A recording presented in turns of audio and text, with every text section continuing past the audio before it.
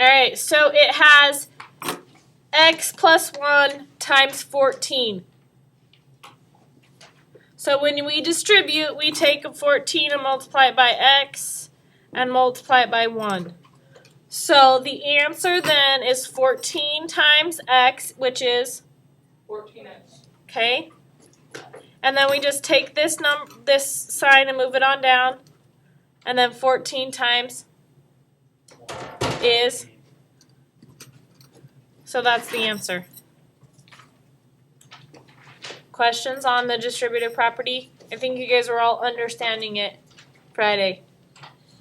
All right, simplifying expressions then is our next one. And we're going to do number 20.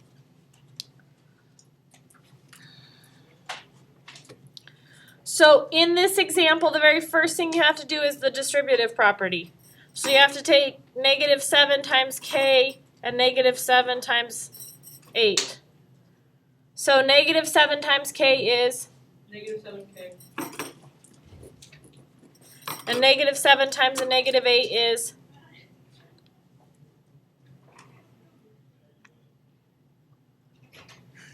Negative 56. Negative 7 times negative 8.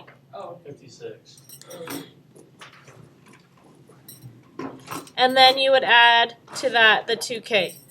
The next step then would be put apples and oranges together. So take and put your k's together and your numbers together. So is there any numbers to combine, Tanner? Negative 7 and 2. Okay, so negative 7 and the negative 7k and the 2k Negative 5, negative 5. would be negative 5k. And then what? Plus 5. Plus 56. Plus 56. And you can't go any further because you can't add this, the k, to anything that doesn't have a k with it.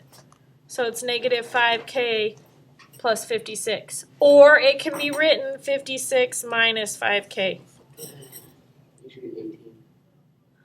No. So for these, like,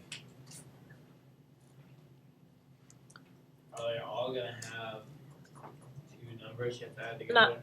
Well, it may have two, yes. Or it may have had like, it could have had another number in here. So then you would have had to take 56 plus whatever or minus whatever. So for number 3 says 7x minus x, but the answer would be 7x. No, 7x minus 1x. 56, that's what we saw. Does that make sense? All right, so then the next one we're going to look at is the least common multiple worksheet. You may not be there yet, but you need to go to it so that you're understanding. And it's really important on the least common multiples that you make sure you don't do numbers 11 through 26. We didn't talk about them in class. They're not going to be tested. Don't do them. They have letters involved in them, and I don't. 11 through what? 26 on least common multiples. Cross it out. Yeah, you can just cross them out. So we're going to do number 8 as a class. And they're asking you to find the least common multiple of 20 and 30. Of course, it's the easiest thing. So we take and find the multiples of 20 and the multiples of 30. So to do it, we take 20 times 1 and we get 20. 20 times 2 is 40. 20 times 3 is 60. And on up, okay? And you may have to go further, we'll have to see. But then we take 30 times 1 is 30. 30 times 2 is 60. Do we have one that's in common? Yep. 60. So our least common multiple is 60. You just multiply, you keep multiplying them each by 1 until you find one that By 1, 2, 3, 4. Yep. right, that matches up. Yep. And the first number that matches is the least common multiple. Does that make sense? So there are 3 others in the business lab drop folder. You have to log into the computer with your student name. And then you can go to the students, Pomeroy Students Business Lab, and there's 3 more problems on there. So there's, in essence, 6 that you can look at today.